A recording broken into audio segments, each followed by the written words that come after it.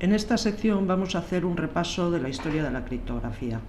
Ha habido un desarrollo constante de la criptografía a lo largo de la historia y hasta los años 70 se considera que es criptografía clásica. Muchas de las técnicas que se empleaban en la antigüedad se siguen utilizando hoy en día, por lo que pensamos que es importante conocer la evolución de estas técnicas. Nos vamos a ir deteniendo en los puntos que consideramos que son los más importantes de esta evolución. Algunos autores consideran que la criptografía comienza con la escritura ideográfica y jeroglífica. Esta opinión puede ser discutible, pero hay que tener en cuenta que pocas personas podían leer lo que había escrito en estos documentos, por lo que sí se puede considerar que era una escritura oculta. Aquí tenéis un jeroglífico. Otra técnica que se utilizaba en la antigüedad y que se sigue utilizando hoy en día en diferentes ámbitos es la esteganografía, que consiste en ocultar un mensaje secreto de otro mensaje inteligible. Hay diferentes técnicas para conseguirlo. En el siglo V a.C., Escitalo de los Lacedemonios inventa este sistema para cifrar. Consiste en un cilindro de madera y en una cinta. La cinta se enrolla sobre el cilindro y se escribe sobre ella. Después se desenrolla la cinta y se envía.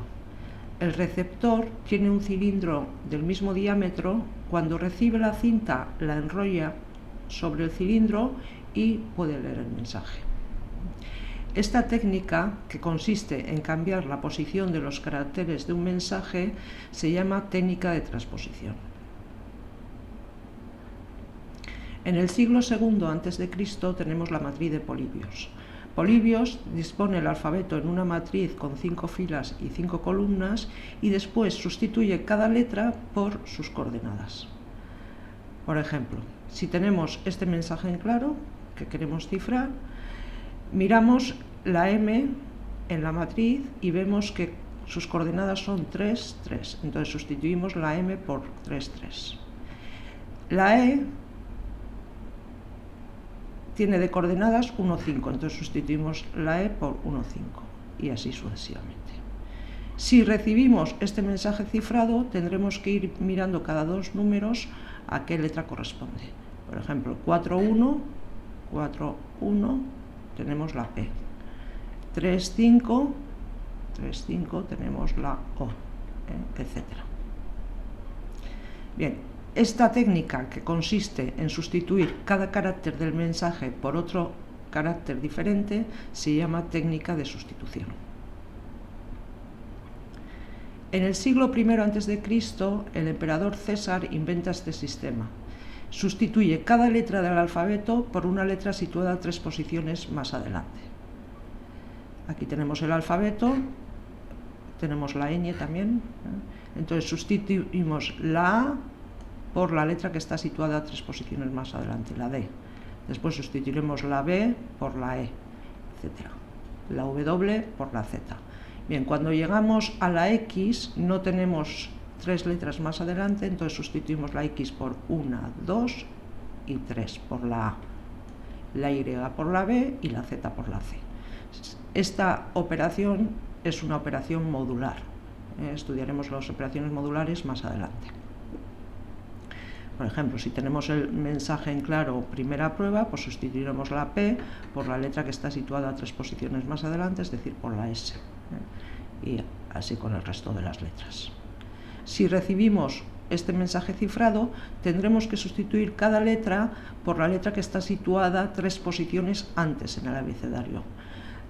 Tenemos aquí la B, 3 posiciones antes, 1, 2 y 3. Estamos haciendo otra vez una operación modular. Entonces sustituimos la B por la Y, la ñ por la L, etc.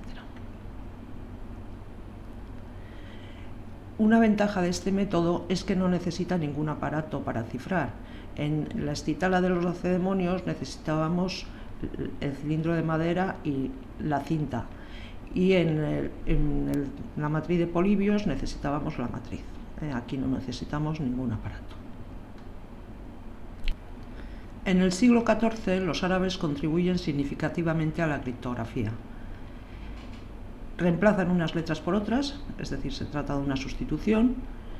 escriben palabras al revés, esto es una transposición, dan a las letras valores numéricos, realizan sustituciones digrámicas, para ello asignan a cada letra un número y luego sustituyen cada letra por otras dos letras. Sumando los valores numéricos de estas dos letras da como resultado el valor de la letra sustituida. También sustituyen las letras por símbolos, para ello utilizan libros de códigos.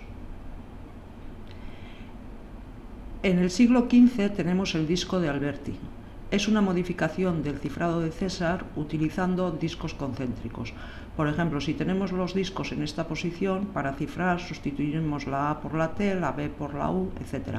Pero si giramos los discos obtenemos otra clave, es decir, cifraremos los mensajes de diferente forma. Por tanto, este disco permite multiplicidad de claves. En 1593, de la Porta modifica el disco de Alberti y sustituye uno de los alfabetos por una serie de símbolos. En 1595 tenemos el cifrado de Vigenère. Vigenère asigna a cada letra del alfabeto un número y después suma una palabra clave al mensaje. La suma es módulo el número de letras del alfabeto. Veamos un ejemplo. Supongamos que tenemos este alfabeto de 27 letras y la palabra clave sol. Primero asignamos a cada letra un número, a la A el 0, a la B el 1, etc. Y veamos ahora cómo se cifra. Supongamos que queremos cifrar el mensaje "esta es la clave". Entonces, la etiqueta correspondiente a E es el 4, la correspondiente a S es el 19, es decir, asignamos a cada letra del mensaje en claro su número. Y hacemos lo mismo con la palabra clave. La etiqueta correspondiente a S es el 19, la de lo es el 15, etc. Y después sumamos. 4 más 19 es 23, 19 más 15, 34. No tenemos 34 números, entonces tenemos que hacer una operación modular. 34 módulo 27 es 7. 23 es W, 7 es H, etc. Entonces el mensaje cifrado es este mensaje. Podemos aumentar el periodo. Para ello volvemos a cifrar con otra palabra. Si hacemos esta operación, el resultado es el mismo que si ciframos con una clave más larga, con una clave cuya longitud sea el mínimo común múltiplo de las longitudes de las dos claves usadas. Por ejemplo, si ciframos con la clave sol y a continuación ciframos con la clave cabo, como sol tiene 3 letras y cabo tiene 4 letras, y el mínimo común múltiplo de 3 y 4 es 12, entonces el resultado es el mismo que si ciframos una sola vez con una palabra de longitud 12. Veámoslo. Tenemos el mismo mensaje de antes, esta es la clave, y ciframos primero con la palabra sol. Entonces obtenemos este mensaje cifrado. Si nos fijamos aquí, como la palabra sol tiene 3 letras, cada 3 letras sumamos el mismo número. Por ejemplo, aquí estamos sumando al 20, le estamos sumando 11. Y aquí otra vez tenemos que sumar 11. Y aquí otra vez 11. Cada 3 letras sumamos el mismo número. Bien, ahora tenemos este criptograma y lo volvemos a cifrar con la palabra cabo.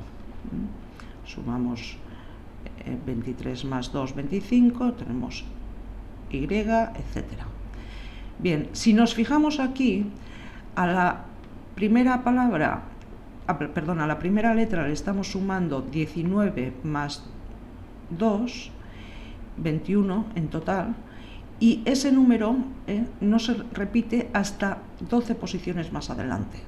No se repite hasta aquí, 12 posiciones más adelante. Por tanto, el resultado es el mismo que si cifráramos con una palabra de longitud 12. Podemos realizar también un cifrado encadenado. Esta técnica se utiliza también actualmente. Se cifra el primer bloque del mensaje con la palabra clave y después se va cifrando cada uno de los bloques siguientes utilizando como clave el resultado del cifrado anterior. Veámoslo con un ejemplo. Suponemos que queremos cifrar esta es la clave y la palabra clave que utilizamos es sol. Como sol tiene 3 letras, dividimos el mensaje en bloques de 3 letras. Ciframos el primer bloque con sol y obtenemos WHE.